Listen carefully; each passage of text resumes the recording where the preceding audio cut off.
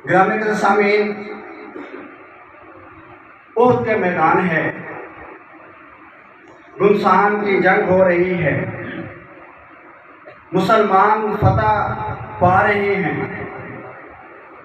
مسلمانوں کی مائیں صحابیات مسلمان زخمیوں کو پانی پلا رہی ہیں، زخمیوں کو پٹی کرتے ہیں۔ انہی میں سے ایک صحابیہ حضرت ام عمارہ رضی اللہ تعالی عنہا بھی ہیں جو زخمیوں کو پانی پلا رہی تھی۔ کیا دیکھا، اچانک ہی جنگ کا پاسا پلٹ جاتا ہے، مسلمانوں کی فتح شکست میں تبدیل ہونا شروع ہو جاتی ہے۔ ام عمارہ رضی اللہ تعالی عنہا، ان کی نظر آقا مدنی حضرت محمد رسول اللہ پر پڑتی ہے۔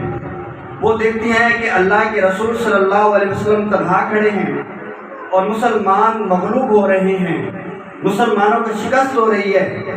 اللہ کے نبی صلی اللہ علیہ وسلم میدان میں تنہا کھڑے ہیں، کہیں دشمن کوئی آ کر میرے نبی کو تکلیف نہ پہنچا دے۔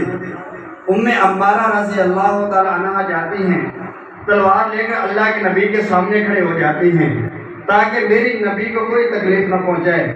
گمسان کی وہاں جنگ کرتے ہیں، ایک موذی دشمن ابن امیہ جو اللہ کے نبی کو قتل کرنے کے لیے آتا ہے، اس کو میدان سے مار کر بھگاتے ہیں، جسم پر 12 سے زیادہ زخم آ جاتے ہیں۔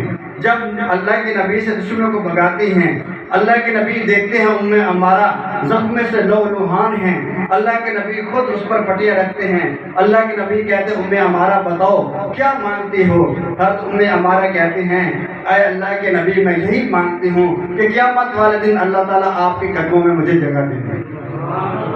اللہ کے نبی صلی اللہ علیہ وسلم ہاتھ اٹھاتے ہیں، ام عمارہ کے لیے دعا کرتے ہیں، کہتے ہیں اے اللہ اس کی دعا کو قبول کر لے۔ ام عمارہ جب اللہ کے نبی کو دعا کو سنتے ہیں تو وہ کہتے ہیں اب دنیا کی کوئی مصیبت بھی مجھ پر آ جائے مجھے اس کی کوئی پرواہ نہیں۔ وفا ہے کیا؟ محمد سے وفا کرنے والے نے کیا وفا کی ہے؟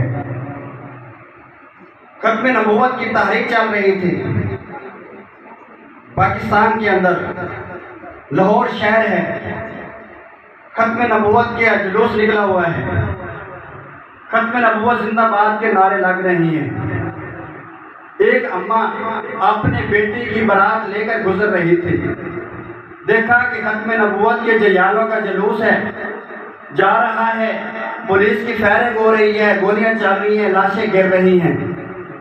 وہ اماں اپنے دلہا بیٹے کو کہتے ہیں بیٹا یہ شادی تو دنیا کی شادی ہے، اس کو کیا کرنا ہے، آؤ بیٹا ختم نبوت پہ نوجوان قربان ہو رہے ہیں، میں نے اسی دن کے لیے آپ کو جنت تھا کہ تم میرے محبوب کی عزت و ناموس کے لیے جان دے دے، بیٹا میں تیری شادی جنت میں دیکھنا چاہتی ہوں۔ اپنے دلہا بیٹے کو بھیجتی ہے جلوس کے اندر، جاؤ تم بھی ختم نبوت کے زندہ باد کے نعرے لگاؤ۔ وہ جا کر نوجوان وہ دلہا نعرے لگاتے ہیں، پولیس کی گولیوں کی بچھاڑ میں آ جاتے ہیں، گولی لگتی ہے، شہید ہو جاتی ہے، اور بتا جاتے ہیں کہ لوگوں اگر محمد سے وفا سیکھنی ہے تو اس طرح محمد سے وفا ہوتی ہے۔ گرامی کے سامعین، ایک صحابی جس کا نام زجاج بن سکن ہے، زخموں سے چور چور پڑا ہے۔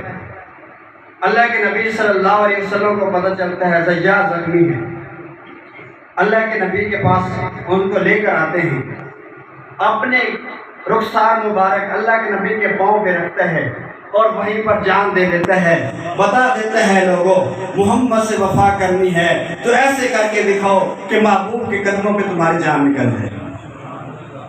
ہم بھی وفا کر رہے ہیں، ہم بھی اس کے دعوے کر رہے ہیں۔ ختم نبوت کی اسی تحریک میں ایک ہمارا نوجوان بھائی صبح کالج جا رہا تھا پڑھنے کے لیے، ہاتھ میں کتابیں ہیں، دیکھتے ہیں ختم نبوت کی تحریک چل رہی ہے، پولیس کی گولیاں چل رہی ہیں، نوجوان شہید ہو رہے ہیں، کتابیں رکھتے ہیں، کہتے بڑا پڑھ لیا، اب تک اتنا پڑھا، آج اس پر میں نے عمل کرنا ہے۔ وہ جاتا ہے اور پولیس کے سامنے ختم نبوت کے جا کر نعرے لگاتا ہے، گولی چلتی ہے، پیٹ پہ لگتی ہے، پولیس والا آ کر دیکھتا ہے اور پولیس والے کو کہتا ہے اے ظالم تو نے گولی میری پیٹ پہ کیوں ماری ہے؟ اس کی مصطفیٰ تو میرے سینے میں ہے، سینے میں کیوں نہیں ماری؟ یہ وفا ہے۔